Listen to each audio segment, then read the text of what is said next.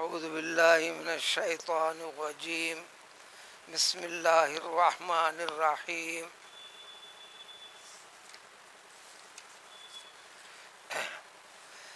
ذالک عیسی ابن مریم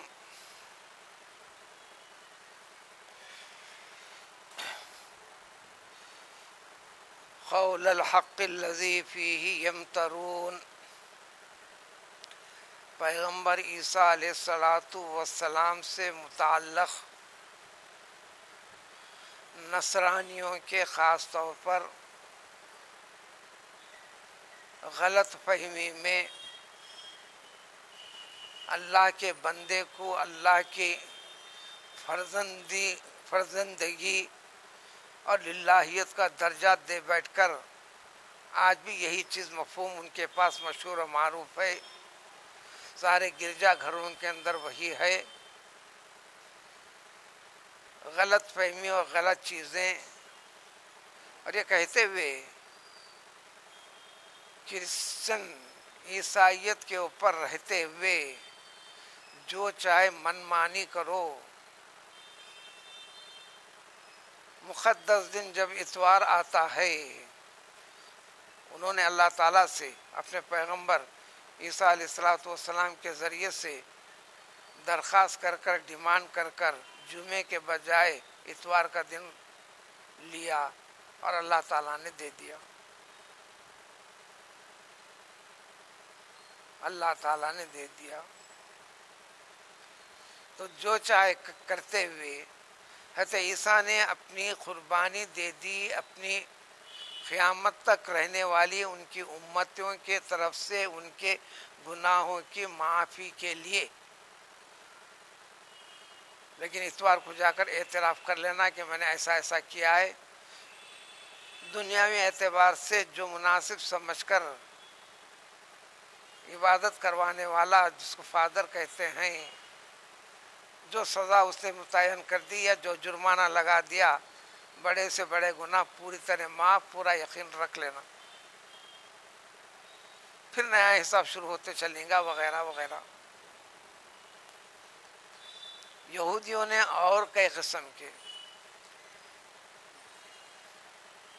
اس واقعے کو بڑی تفصیل سے اللہ تعالیٰ نے ذکر کیا یہاں پر، اور اس کے متعلق کئی قسم کی تفصیلات ہم نے بھی پیش کر دیں، بات پوری ختم ہو گئی۔ ہر نبی کا تذکرہ اللہ تعالیٰ نے نام لے کر کہا، اے نوح، اے ابراہیم، اے اسحاق، اے یوسف۔ لیکن حضرت عیسیٰ کا تذکرہ جہاں قرآن میں کرتے ہیں اللہ تعالیٰ ذہن کو صاف کرنے کے لیے عیسیٰ ابن مریم، عیسیٰ ابن مریم، عیسیٰ ابن مریم۔ کسی پیغمبر کو ایسا نہیں کہے نوح ابن فلاں، ہارون ابن فلاں، موسیٰ ابن فلاں، ایسا نہیں کہے، اس لیے کہ وہاں کہنے کی ضرورت ہی نہیں تھی، بات صاف تھی، اشتباہ تھا نہیں، شک و شبے نہیں تھے۔ یہاں غلط فہمیاں پیدا کرتے ہوئے بندے کے درجے سے اٹھا کر اللہ کا ایک خاندان بنا دیا، اللہ کے خاندان کے افراد کا تعین کر دیا، اور اللہ کے اختیارات ان کے اندر سونپ بھی دیے، اور مختلف قسم کے چیزیں طے کر لیا تھا۔ وہ غلط فہمیاں آج بھی ہیں۔ وہ ساری چیزوں کے اختتام پر یہ کہتے ہیں کہ جو تفصیلات سنائی گئی تھیں اس کے اوپر آج کی آیت کا ذکر ہے، ذالکا، یہ چیزیں ہم نے جو ذکر کی نا، جو وجوہات، صفات، کیفیت حضرت مریم کی، حضرت عیسیٰ کی، ان کے تخلیق کی اور ان کی اطاعت گزاری کی، اللہ تعالیٰ کے نیک و صالح بندے ہونے کی، اور پھر اللہ تعالیٰ نے معجزات کا اظہار کر نو مولود بچے کے ذریعے سے ایک لمبی چوڑی تقریر کروا دی، اور اللہ تعالیٰ نے پیدا ہونے کے ساتھ ہی شیرخواری کی عمر میں ہی ان کو حکمت سے، نبوت سے بھی نواز دیا۔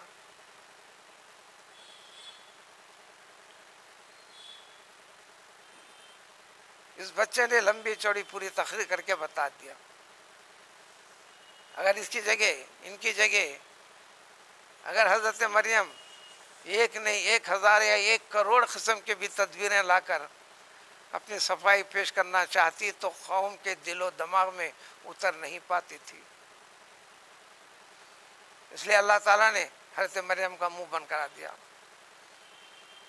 کہہ دیا کہ کوئی بھی اشارہ کرے، سوال کرے تو صرف ایک ہی اشارے سے بات کرنا، انی نظرت للرحمن صوما فلن اکلم اليوم انسیا. کسی سے گفتگو نہ کرنے کی میں نے منت مانگی ہے اور میں نے روزہ رکھا ہے، اور روزے میں کلام دنیاوی نہیں کرتے. اس کی حقیقت کل کی بیٹھک میں بتا دی گئی.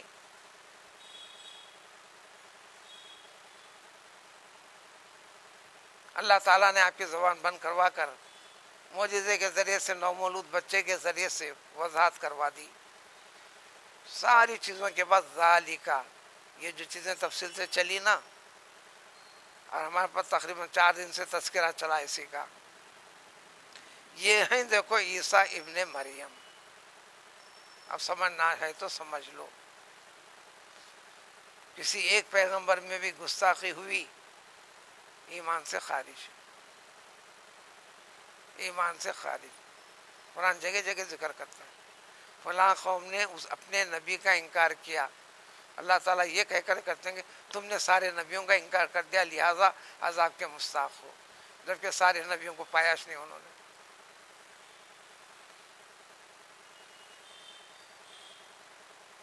اللہ کے پیام پہنچانے میں اور اللہ کے اختیار کے بندوں میں درجے میں ایک ہے.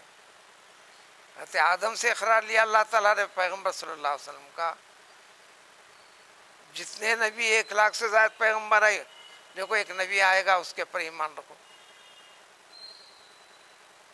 کون آخری زمان پیغمبر. غلط فہمیاں پیدا کی تھیں سلیمان علیہ السلام کے بارے میں، پارے 1 میں وضاحت کر دیا اللہ نے، وما کفر سلیمان. یہ بےہودگی کہاں سے نکالا تم نے؟ پیغمبر کے بارے میں کفر نافرمانی کی چیزیں کیسا تھوپ دیا تم نے؟ وہاں وضاحت کر دی گئی.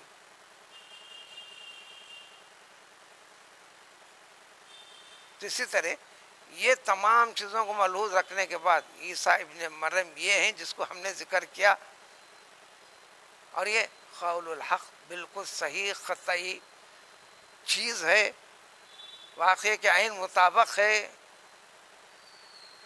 اے انسانوں، یہ اس معاملے کے اندر تم شک و شبہ پیدا کرتے چلتے ہو.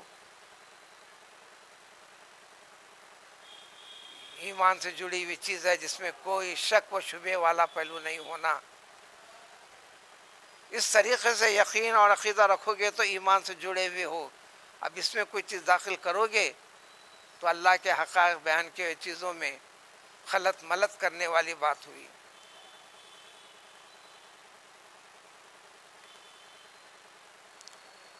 اس بچے نے دوران تقریر میں آخر میں اس کے اوپر ختم کی تھی بات، ما کان للہ ان یتخذ من ولد سبحانہ.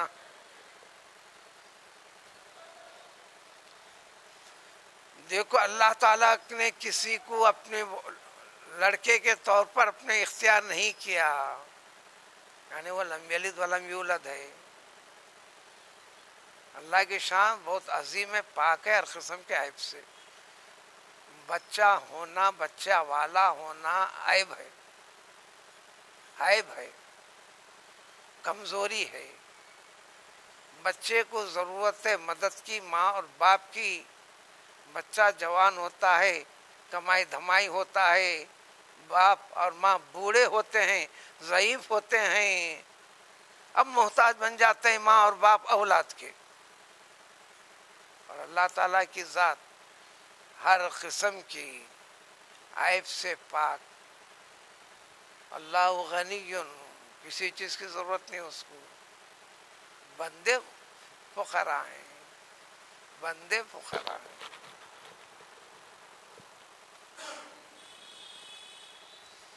عمر فاروق رضی اللہ تعالیٰ عنہ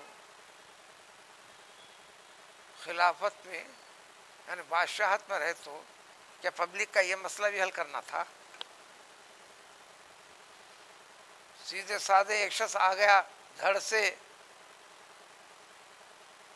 اپنی شادی کا تذکرہ کیا، 8 تا 10 سال تک کی زندگی گزرتے گئی، کسی قسم کا نقص نہیں ہے، نہ شوہر میں نہ بیوی میں. آ کے کہنے لگا کہ میں صاحب اولاد نہیں ہوا ہوں. اے امیر المومنین عمر فاروق، میں باپ کیسے بنوں گا؟ آپ نے فرمایا کہ یہ عجیب سوال ہے. اپنے کام کاج میں مصروف ہوئے، اشارہ دیا کہ تم علی کے پاس جاؤ، کوئی تدبیر بتائیں گے شاید.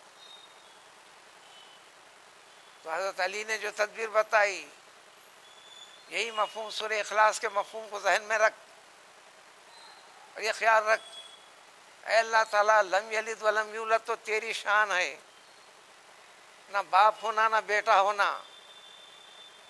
بندے کو بندے کی شان میں رکھیے. آپ اپنے جیسا لاولد مجھے کئی کو کرتے ہیں،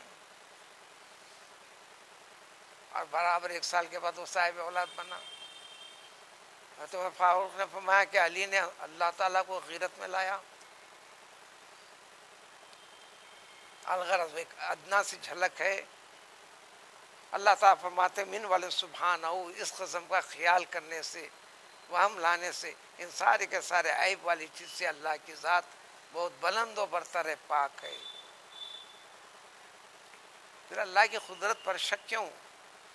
جب اللہ تعالیٰ کسی بھی معاملے کا کرنے کا فیصلہ کر دیتے ہیں تو اللہ کے لیے کوئی مشقت نہیں. بغیر باپ کے بغیر ماں کے حضرت آدم کو پیدا فرما دیا، اور پھر مرد سے عورت کو پیدا کر دیا، حضرت حوا کو، اور پھر صرف ماں کے ذریعے سے بغیر باپ کے حضرت عیسیٰ کو پیدا کر دیا. تصدیق کے لیے سارے ثبوت بتا دیے گئے. تو اللہ تعالیٰ کی قدرت تو ہے کہ کن جب فرماتے ہیں، ارادہ کرتے ہیں ہو جا فلاں چیز تو ہو جاتی ہے. اس میں شک و وہم کیسا پیدا کیا؟ ایک تو واقعہ بتانا ہے، دوسری اللہ کی قدرت بتانا ہے، تیسرے جگہ جگہ کئی پہلوؤں سے اس امت کے افراد میں اپنے رب اشعار پڑھ لیتے ہو، میرا رب قدرت والا ہے. کیا مطلب ہے والا کا؟ خالی لفظوں کے ساتھ گزر گئے تو ہو گیا؟ نہ ہم جنت میں جائیں گے، نہ ہم دوزخ میں جائیں گے، کھڑا دیکھا کریں گے تماشا محمد کا.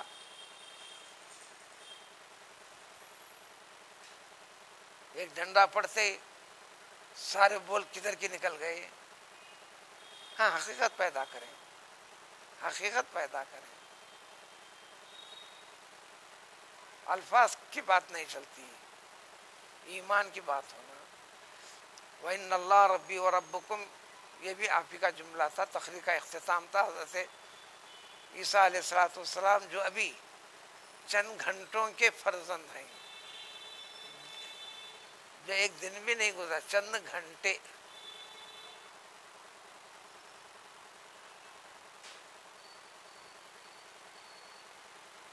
صبح کی ولادت ہے، شام ہونے سے پہلے کی گفتگو ہے. سب سن لو اے انسانو، یقینا اللہ تعالیٰ میرا رب ہے، تمہارا رب ہے. تم یہ کیسا سوچنے لگے کہ میں اللہ کا رب ہوں؟ فَاعْبُدُوهُ، لہذا میں بھی اسی کی پرستش کروں گا، عبادت کروں گا. وحدہ لا شریک، تم بھی کرو. یہ وہ خیالات میں قطعے کی مت جاؤ. ھذا صراط مستقیم، یہ ہے دیکھو صراط مستقیم. ملانا کڑی وہاں سے اہدنا الصراط المستقیم سے. پورا قرآن صرف سورہ فاتحہ کی تفسیر ہے، اس سے ہٹ کر کچھ بھی نہیں ہے. پڑھ لے تو نماز اہدنا الصراط المستقیم. سب غلط راستے پہ چل رہے. اے رب، تو اپنی شان سے، تو مہربانی سے سیدھا راستہ تیرے پاس جو ہے مجھے چلا. جگہ جگہ کئی وضاحت کے ساتھ خیالات میں، سوچ میں، عقیدے میں، ساری کے ساری چیزوں میں بگاڑ والی چیزیں پیدا ہوتی ہیں. ہر جگہ صراط مستقیم والی کیفیت پیدا ہونا. الغرض 20 جماعتیں بن گئی، کئی لوگ آپس میں اختلاف کر بیٹھے.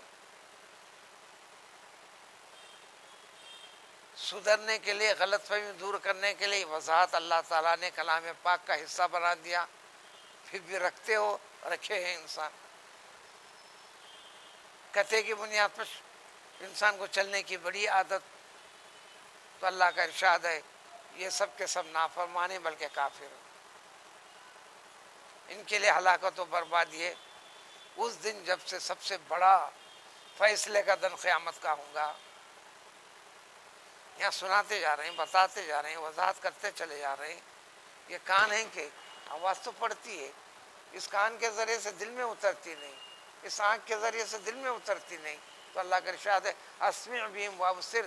اس دن دیکھنا ہر انسان کے کان بھی تیز ہو جائیں گے، آنکھ بھی تیز ہو جائیں گے. یہ آنکھ دیکھتے ہوئے نہیں دیکھ رہی، سنتے ہوئے نہیں سمجھ رہی، ہاں سب سمجھ میں آ جائیں گا. جس دن آئیں گے سب کے سب ہمارے پاس صحیح راستے سے ہٹے ہوئے رہیں گے، گمراہ والا راستہ اختیار کر کے رہیں گے. اس دن تمام کے تمام انسان قیامت کے دن حسرت کرتے رہیں گے، کاش کاش کاش. دو قسم کی نیک بندوں کی حسرت یہ رہیں گی، ارے اور کرتا تو اچھا تھا، اور کرتا تو اچھا تھا، اور کرتا تو اچھا تھا. اب وضاحت کرنے کی ضرورت نہیں. وہی نماز میں اور اہتمام کرتا تو اچھا تھا، مساجد میں اور جلدی آتا تو اچھا تھا، روزے کو اور منور کرتا تو اچھا تھا، تلاوت کرتا تو اچھا تھا، فلاں فلاں کوئی بھی چیز ہو سکتی. صدقات و خیرات اور کر کے اللہ کی رضامندی حاصل کرتا تو اچھا تھا، فلاں فلاں. نیک بندوں کی یہ حسرت رہیں گی، اور ان کی حسرت کہ افسوس کہ یہ موقع کو ہم نے کھو دیا. زندگی ان کو بھی ملی تھی، ہم کو بھی ملی تھی، اب دوبارہ ملنے والی نہیں ہے. حسرت والا دن رہے گا، لیکن فیصلہ تو ہو جائے گا. یہ لوگ غفلت میں تھے، ایمان نہیں لائے، اس کا نتائج بھگتیں گے. ہر واقعے کے بعد یہ پہلو نہیں، اس واقعے کے بعد اتنا بڑا نوٹ ذکر کرے. اس کے اندر غلط فہمی قطعے کی بنیاد پر کوئی چیز انبیاء کرام علیہ الصلوۃ والسلام کی شان میں لاؤ گے، تمہارے رب کو سب سے زیادہ غصہ دلانے والی چیز، رحمت سے تم کو دور کر دینے والی چیز ہے. اور اسی طرح کوئی بھی پہلو میں یہ قرآن میں کئی جگہ ہے اب اللہ تستہزئون، کوئی چیز نہیں ملتی تم کو، دین کے معاملے ملتے، رسولوں کی باتیں ملتی، ٹھٹا مذاق کرنے کے لیے، قطعے کی بنیاد پہ چھیڑ چھاڑ کرنے کے لیے. اس جیسی چیزوں سے خبردار، ٹھٹا مذاق والا نہیں کرنا. پھر اللہ نے اپنی قدرت کا اظہار کر کے بات یہاں ختم کرتے ہیں اس واقعے کی. دیکھو جب وہ قیامت کا دن ہونے والا ہے نا، انا نحن نرث الارض، ساری کائنات ہے بھی ہماری، تھی بھی ہماری، حوالے کیا تھا ہم نے تمہارے اوپر، اب سب ختم کر دیا، حشر کے میدان جمع کر دیا. اب کس کی ہے؟ ہماری ہے. اختیار کس کا ہے؟ ہمارا ہے. چلنے والی بات کس کی ہے؟ ہماری ہے. اقتدار کس کا ہے؟ ہماری ہے. فیصلہ کرنے والے کون ہیں؟ ہم ہیں. ومن علیہا، ساری کی ساری چیزیں اس کے پر جو بھی سو ہماری ہے. اور تمام کے تمام کو ہمارے پاس ہی آنا ہے، کوئی بچنے والا نہیں، کوئی چھوٹنے والا نہیں ہے. تو پھر حساب و کتاب کی منزل سے گزرنا ہی ہے. ایمان والے پہلو اور عقیدے کی چیز کی اصلاح کرتے گئے.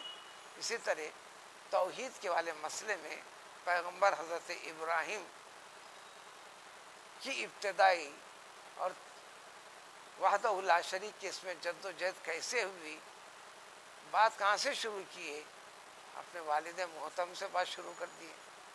بادشاہ کی پرواہ نہیں کی ہے، خاندان کی پرواہ نہیں کی ہے.